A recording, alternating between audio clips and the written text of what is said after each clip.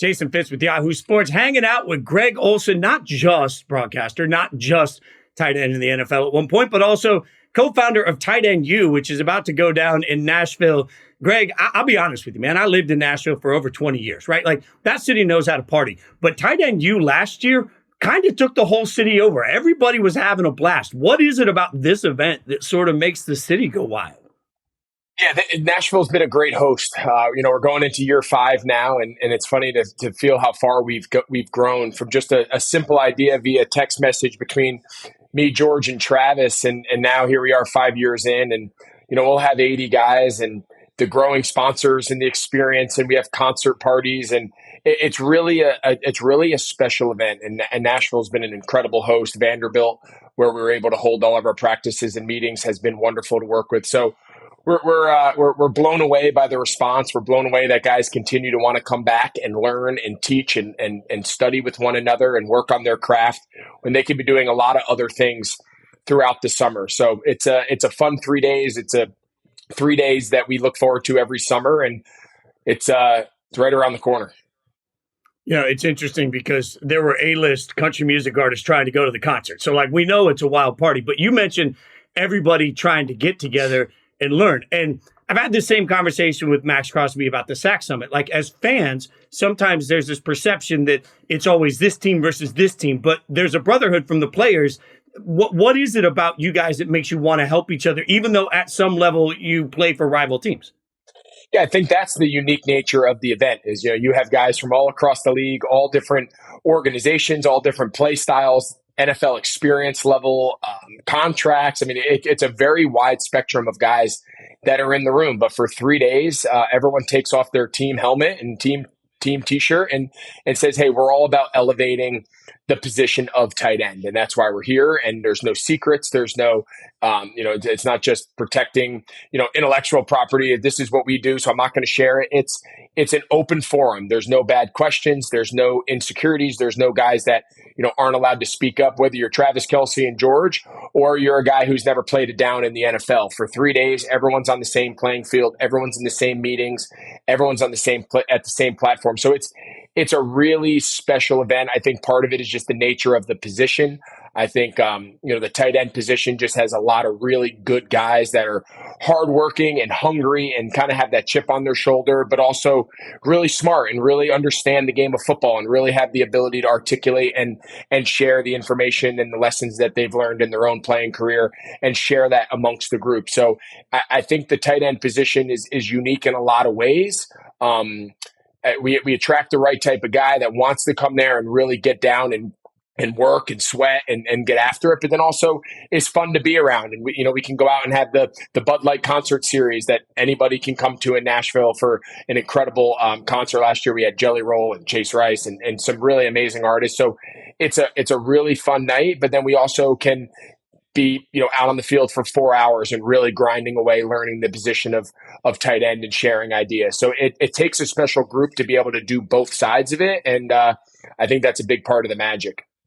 You mentioned a little bit that tight end is such a unique position because in every offense they're asked to do so many different things. From the guys that are new to Tight End U, what's the thing that usually comes up from the most from young guys that are trying to learn their way into the league? I think you'd actually be surprised. Most of the guys which they've really wisened up and understand just how important it is.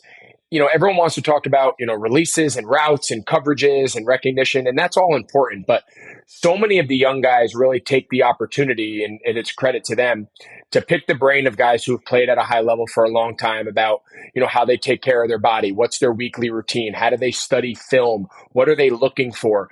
How do you be, you hear the phrase, learn to be a pro, and it's kind of cliche and whatnot. But in a lot of ways, that's the foundation for all of this. If you don't have great practice habits and you don't have great preparation habits and you don't know how to handle your off season and your training and your nutrition and how you take care of your body, it doesn't matter how well you run routes. It doesn't matter how well you see coverage. You're not going to have a very long career if you don't build those habits early on. So I'm always just continued blown away by just how aware these young players are to say, okay, I'm in the room with some of the best guys who have ever done it, guys that are playing 10, 15 years at a high level. Before I worry about what they do in and out of their breaks, how are you out there every Sunday? How do you continue to get better in year 10, in year 12? What is that process like? And, they're there writing notes and taking notes in their books, just trying to steal any little competitive advantage that they can get from guys who've been doing it at a high level for so long. So it's pretty awesome. And I think that's probably the part of it that the guys get the most out of. What's changed in offenses in the last, let's say, 10 years that has made the tight end position so dynamic and so important? Yeah, well, that's a great question. I think there's a lot of things, but I think more so than anything is you see the way the game of football and offense is being played, where multiple positions without having to sub guys off the field. So when I first came in the league, it was a lot of position groups, and there was 10 personnel, no tight end, 11 personnel, one tight end, 12 personnel, two tight ends, 22, two backs, two tight end, one wide receiver. There was all these different personnel groupings, and really you became very predictable. And I think the really good coaches now, the ability to blend the run and the pass game with formations, with pre-snap motions, being able to get under center or in the gun on first and second or third down, changing that, the pressure that puts on defenses. And then the final piece to that puzzle is, based on what personnel groups I'm in, I'm not run or pass I'm very unpredictable. So the ability to keep a guy on the field for every single play and be in 4 and 5 wide spread gun passing game, and then get under center and 2 back and run play action, then get in 2 back and be able to run the ball downhill and hold up at the point of attack, finding guys that can be on the field for all of those different elements of the offense just gives the offensive play caller a lot of flexibility and a lot of variety. So I think they're seeing, okay, in the old days, maybe we always wanted to be in 3 wide receivers when it was time to pass, but we're now finding you're better off on first and second down being in 2 tight ends, because you keep the defense in base formation, meaning they only have 4 defensive backs, 3 linebackers. So less small bodies on the field, less pass coverage guys. And we get under center, and it's a lot of play action. It's a lot of big shots over the top. It's layered concepts. But because of the personnel group the offense is in, we're not giving this heavy pass tendency, because we have guys on the field that are just as good in the run game holding up as they are in creating mismatches in the passing game. So I think the really good offensive coordinators understand just the value of the position and the versatility and the flexibility. And everybody's goal offensively in the NFL is you don't want to be predictable. You don't want to be in must-pass situations. You don't want to have to pass protect against these defensive rushers. It's very challenging. So where do we gain an advantage? We gain an advantage by being able to be in those multiple personnel groupings without tipping our hand, run, pass, and really a versatile running back, a versatile tight end. You're seeing so many more of these condensed formations with wide receivers who can now get in there and block. And, you see a lot of that with McVay and, with Cooper Kupp and Puka Nacua over the years. So position flexibility is the name of the game in the NFL right now. And at the top of that list is how teams are using tight ends. So let's get to the top of your list for a breakout player. Can be any position or tight end, up to you. Breakout player for 2025. I don't know if, breakout's the right word at the tight end position, because he had such an incredible year last year. And Brock Bowers, going over 1,000 yards. I think back to him in college at Georgia and just how good of a player he really was. And you say, okay, he's going to come into the NFL. It won't start.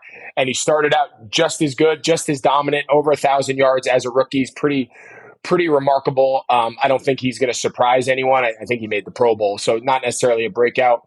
I think Loveland, who got drafted out of Michigan, who got drafted by the Bears.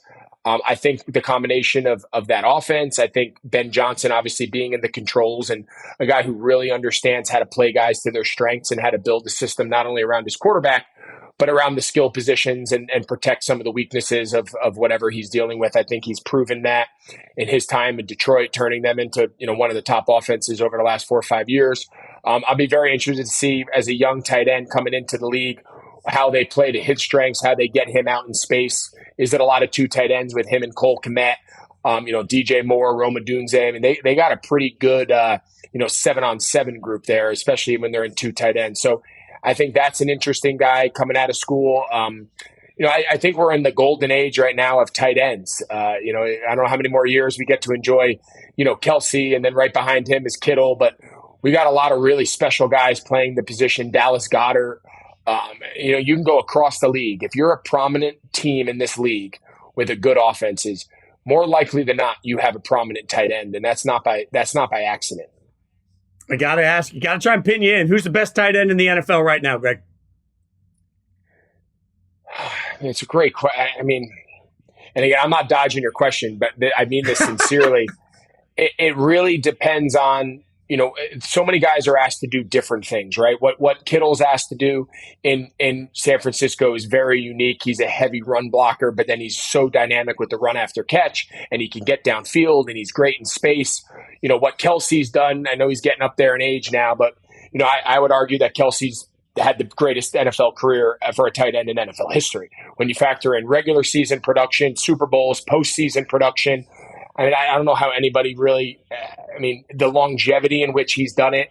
So, if I had my